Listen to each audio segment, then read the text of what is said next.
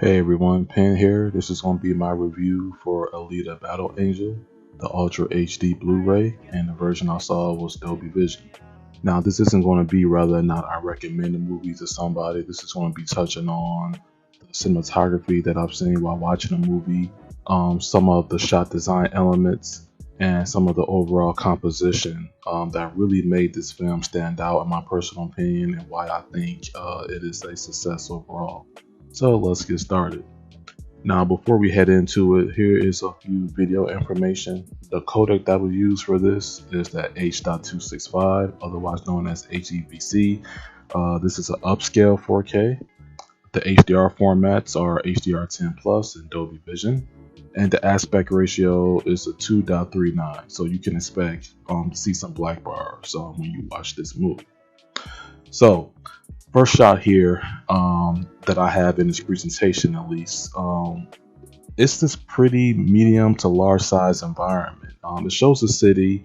It shows like this junkyard aspect to it, where it's just waste, garbage, and there's some nice contrast between the foreground elements, the midground, and even towards the background, where we see this light here, where it's a sense of calmness, but it's also a sense of destruction and devastation. And there's a small character that you see on top of some of this rubble here, and it just really plays nice with the atmosphere being a little light, a little bit of orangey tone to it, and then just seeing the overall buildings and the light and shadow detail hitting the buildings.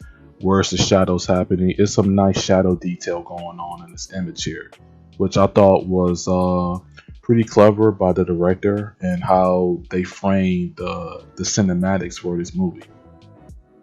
You see here, this is another exterior shot of the film, and just look at the overall architecture of the film. We see here that it's definitely it has a future vibe to it, but it doesn't have a too futuristic vibe to it. We see that the architecture up top, where the two characters are standing at, there's some breakup in this architecture, which means that this city or this atmosphere has been around for quite a while. And we see more consistency here down below, but it's not just a perfect one-to-one solution.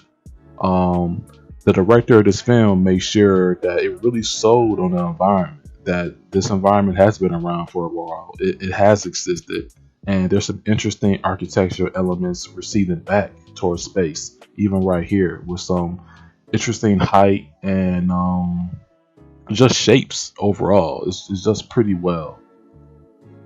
See here with this structure how the clouds and the atmosphere, how part of the clouds, because this is supposed to be very high up in the sky in the movie, how you see a few things disappear in space. It really sells the design here, the lighting, this sort of circular design, and the interesting architectural patterns down below with using curvy lines, directionality, circular objects within 3D. It really brings this piece together, and I thought it was a very cool shot.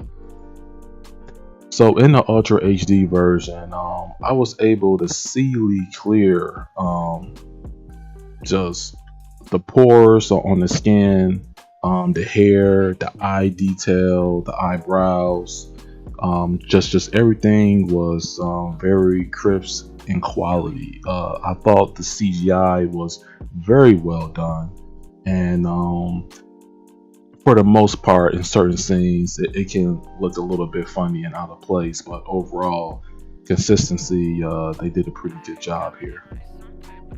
So this is a exterior flashback scene in the film, and just looking at this composition, the atmosphere perspective going back, you see characters starting to disappear. The ground, as you see the motion blur, where the director wants you to focus your attention on. It's this character right here, the main character, and you see this explosion in the background with the blurring I mean, this is another example of cinematics being brought to a high-end level. Seeing the contrast from the light and dark as it goes down to the floor, you see the rubble. As it goes up, and you see all the additional dirt that's kicking up on the screen. I mean, I saw everything. I was looking at it like I was like blown away on this, and just great black levels, consistency, and this is a very nice frame here. So this is one of the enemies in the film, and just this frame here, how the HDR plays in the background, it sort of has like this blur that's tied to it because the focus is on these two characters here. You see Alita with her back turned to the camera, and you see this character CGI, the circular element above his ear, with the anatomy.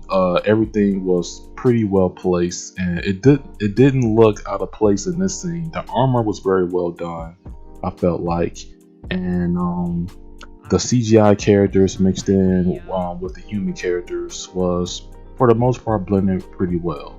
So overall, I will give this movie a 8.7 out of 10, and it's just one of those things where you just have to sit down and watch it for yourself and judge it, and that's pretty much it.